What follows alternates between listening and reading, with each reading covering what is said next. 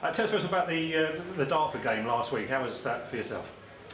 I mean, the game, like I just said in there, the game started, didn't start brilliant for us. We took a little while to adjust to the pitch and the conditions. It was very, very windy. Classic derby game, wasn't it? All the conditions were set up for that kind of game, you know, and the wind, it was difficult, and it was a real battle in the end, you know. The pitch was quite slippy, so like I said, it took us a little while to get a foothold in the game. They started very well.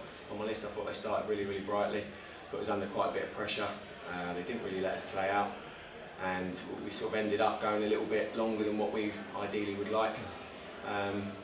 And I think the idea was that we'd get to the second half, and then we'd be shooting downhill, and we'd have the wind, and we'd sort of have the impetus. I think they started brightly. We didn't start on the front foot, which normally we do, and ultimately, if you don't start right, it's difficult to raise your game. And we got in at half time on a few words, got on the front foot, and we started quite well second half, and we got the goal. And the second half, I thought we started really, really brightly. We got our goal, and normally, as you've seen, when we go 1-0 up, we don't tend to really concede. But yeah, unfortunately, there was the elusive offside goal, which the referee let go and give them in their favour, and you know, we've ended up drawing 1-1. But I thought, to be totally honest with you, the last 20 minutes of the game, I thought they dominated. Obviously, you see the turn of events, what happened with it. Was it a goal? Was it not a goal? And in our camp, we feel it wasn't a goal, and I think the linesman got the decision correctly. It's just that the referee's obviously he's misjudged, in my opinion, and he's went with his own view on that. Whereas really, what's the point of having linesmen if you don't trust what they're doing? In my opinion, if a player, regardless of what I do, so I spoke to the referee after the game, his view of it was that because I'd made an attempt to save the ball, that the player who was next to me didn't obstruct my view. So my argument was, I'm always going to make an attempt to save it. I don't know where my players are. I don't know if there was someone on my post. So I made an attempt to save the ball. I think it was the 11. He's standing in line with the ball. He ducks out the way. He affects me making the save.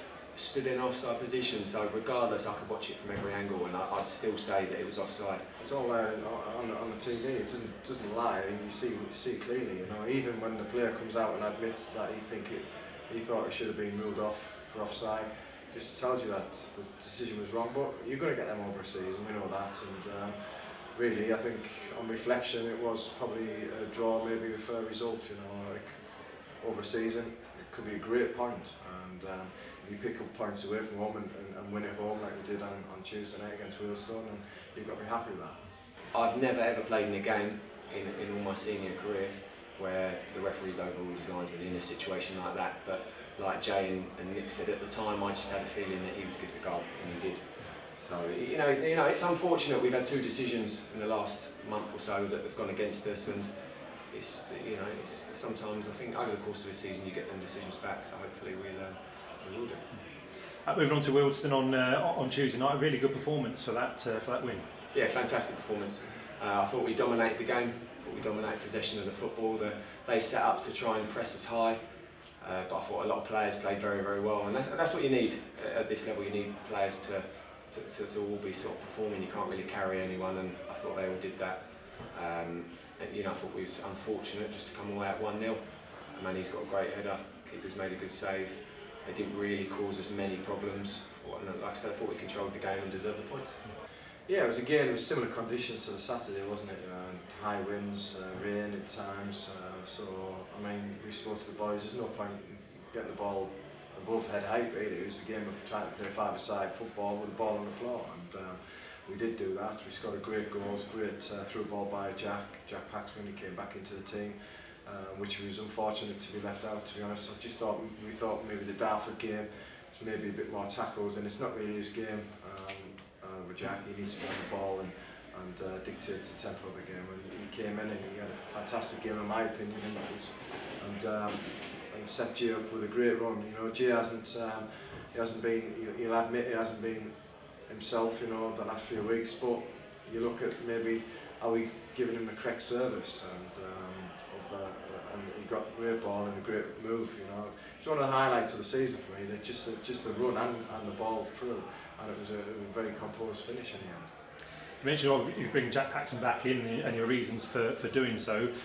Was James Rogers unlucky really not to be included? Yeah, we just seen James is obviously he got the goal against Concord, a great strike in itself. You know, he's been away on loan, come back, and he's fought for his place, and he's an important part of that squad. You know, he was player of the year, fans player of the year last season, not by luck, it was by consistent performances, and he's done that, and it's just been unfortunate that Jack obviously is a little bit more of a flair player and can see maybe a forward pass a little more, you know, can create that service that we need.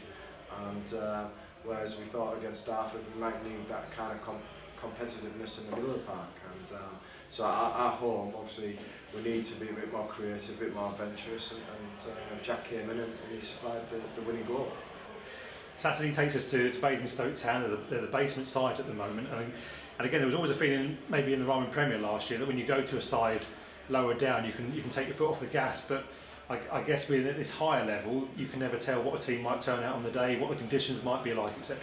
Yeah, well, like you said, I think any game you go to away, it's always going to be difficult, and I really wouldn't take their league position into consideration, if I'm honest. They beat Torquay, I think 3-0 in an FA Cup game not that long ago. I think they've picked up a few results. I just think they had a bad start to the season. So we've got to go there. Everyone's got to be, on top of their game, and we've got to go there and make sure that we play our game and defend how we've been defending, and try and create more chances and try and win the game. I don't see us taking our foot off the gas or going into the game thinking that our league position means that we're just going to win it. And so that we've got to go there and make sure that we're on top.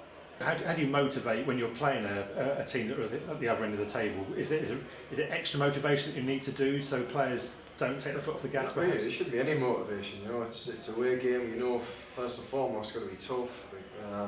Funny enough, I drove past there today, and the wind and the rain was flying in there again. So whether the game goes ahead, I don't know. We know just by the conditions this week, it's going to be a heavy pitch.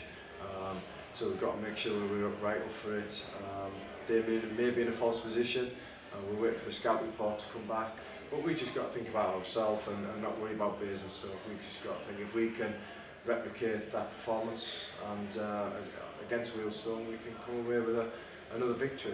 The boys are doing well. We've had a great run of performances, and we want to keep that momentum going. You know, we've got, after Basingstoke in the league, we've got teams at home in the top 8, top 10 positions, so it's a very important game to take into them 3 home games that we've got coming up against, like say, Whitehawks and True Rose and Maidenhead. So it's an important game for us.